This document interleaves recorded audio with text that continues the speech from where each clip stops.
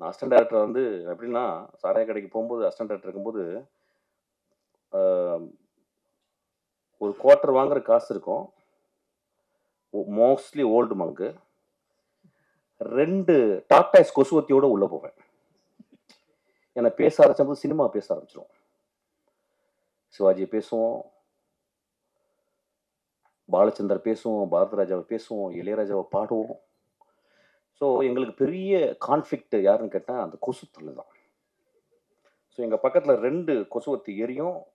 ஒரே ஒரு quarter open பண்ணி அடிக்க ஆரம்பிப்போம். பேச ஆரம்பிப்போம். அப்புறம் நான் பாட ஆரம்பிப்பேன். எங்கிருந்தோ ஒரு குவார்ட்டர் வந்துரும் எனக்கு. நான் பாட ஆரம்பிச்ச பிறகு.